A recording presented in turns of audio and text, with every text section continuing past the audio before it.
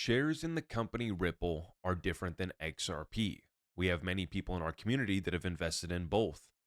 And we have a lot of new people coming into XRP who think that XRP is going to be abandoned by Ripple. We're going to give up on XRP. We're going to replace XRP with RUSD. And there's all sorts of FUD that Ripple doesn't need XRP and that they wouldn't want to see XRP at a much higher price. In today's update, I'm going to explain why I think that Ripple is waiting to go public and do their IPO after XRP has sustained a much higher price. We're going to break down why the math checks out and why the activity, watch what they do, not what they say, also aligns with this thesis. So let's break it down here. We have the largest IPO in the history of the world that's about to take place here in just a few days. SpaceX IPO has all of the attention right now, right? And they're raising $75 billion at a $1.75 trillion valuation as they go public. Now, the last raise that Ripple actually did was back in November, and they raised $500 million. And this was at a $40 billion valuation. This is when Ripple actually did their most recent tender offers. Back in November, they bought back shares at $250 per share, a $40 billion valuation. But then months later, here in March of 2026, they actually just conducted another tender offer. And this one values the company at $50 billion. Now, $50 billion, pretty impressive valuation, but it's far less than the $1.75 trillion valuation that SpaceX is about to go public at.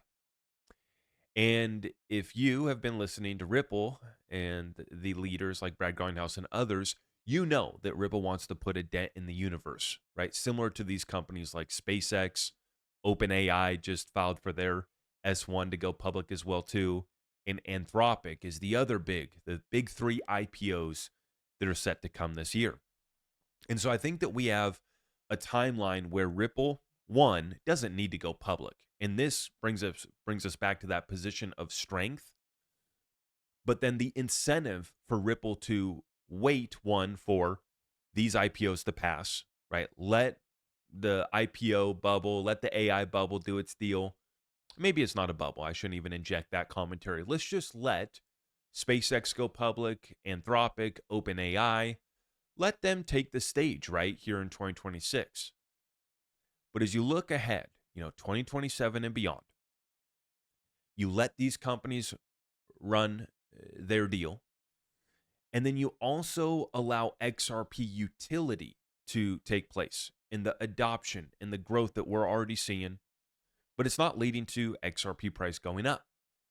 See, this is where I think that Ripple is going to show you that the incentive for them has always been to drive value back to XRP, to take it to a much higher price. And the plan all along has been to go public once XRP has sustained a much higher price. And so let's run through this right now. Ripple right now at a $50 billion valuation. They just bought back their own shares between $250 and $300 per share is what those tender offers, roughly equate to, meaning that they're returning capital to investors and tightening their equity structure. All shares are now moving to common. They're getting ready to go public, right? If you look at everything that they're doing, it would appear that at some point they do want to go public. But the position of strength is in being in a spot where they don't need to go public right now. Now, this is where the FUD comes in, because people say, well, of course, they don't need to go public because they're dumping XRP every month and they're generating cash from that. That's why they don't need to go public. Let's run through that real quick. So it is true that Ripple is selling about 300 million, or they're at least keeping 300 million XRP every month after the escrow releases $1 billion. And that's a data point that should be recognized right there, is that they're returning 70% of that escrow release, or 700 million, back to the escrow. They're keeping 300 million and they're selling that. But let's run through quick math, right? At a little over $1 per XRP right now, that's only $300 million cash that Ripple can generate from a sale of XRP in one given month, right? If they were to sell the entire clip there, it's a little over 300 million. But this starts to compound drastically with XRP just even going up to a few bucks. See, at a $3 to $4 XRP, no crazy moon boy talk, a $3 to $4 XRP. Ripple can continue keeping that 300 million and selling that 300 million, but at a $3 to $4 XRP, that's 900 million, almost $1 billion per month that they would have in working capital. So at those prices, Ripple can start to even sell less XRP. With less supply coming on the market, right? That's going to drive even more demand, and more scarcity is going to increase the price of XRP. And it starts to create this flywheel effect where by Ripple selling less XRP, XRP price goes up. And because XRP price goes up, the valuation of Ripple also goes up. So in a couple years, or maybe over the next 12 to 24 months, right? No immediate plans for IPO. We'll be very clear about that, right? There's been no acknowledgement. They continue to deny that they plan on going public, or at least anytime soon. But think about what happens over the next 12 to 24 months, right? We get the Clarity Act, you have regulations, rules of the road, and we can start to see XRP's utility at scale. And so when Ripple does IPO, they'll be going live with that offering with XRP at a much higher price. The utility flywheel in effect, the price flywheel in effect, right? As Ripple can sell less and less XRP, or they can continue selling the same amount of XRP and they'll have more cash, which they can use to make more acquisitions, more growth. And that is what they've been doing with that capital, right? The multiple billion-dollar acquisitions that they made last year. And so what does this mean for XRP holders? It means that you need to remember the one company, the group of people that have the largest incentive to see XRP go to a higher price is Ripple. And they are the ones that are driving the most amount of value back to XRP.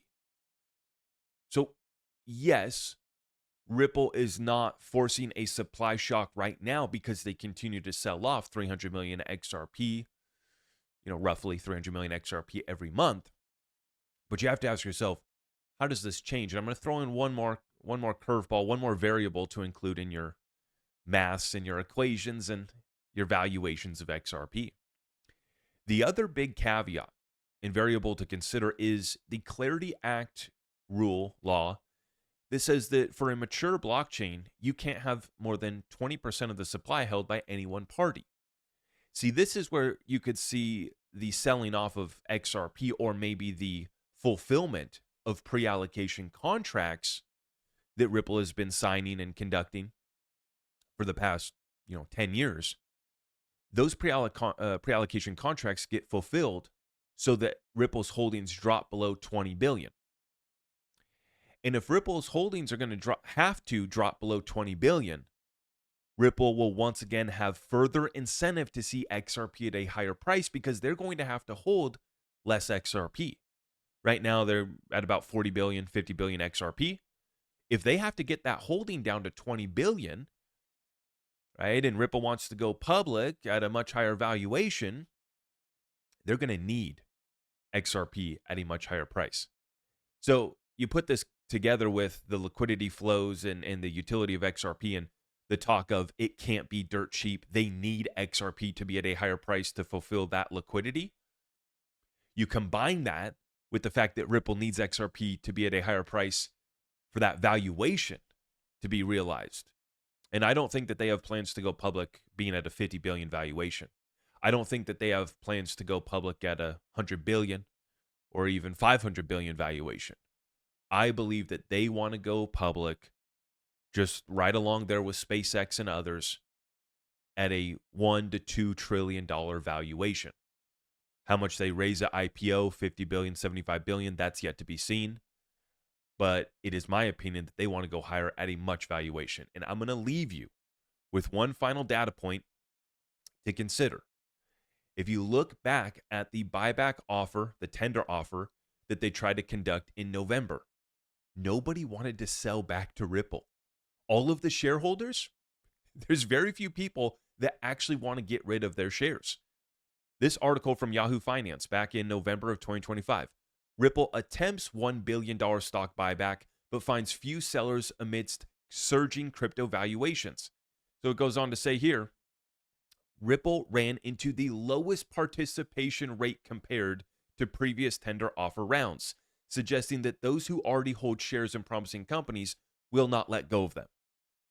You're not getting the Ripple shares back, right? Nobody wants to sell them back. You're not getting our XRP, despite XRP being killed. You're not getting our XRP. And then this was the most recent one that they announced. This Bloomberg article, Ripple kicks off share buyback at $50 billion valuation here in March of 2026. So they plan to buy back 750 million shares from investors in March.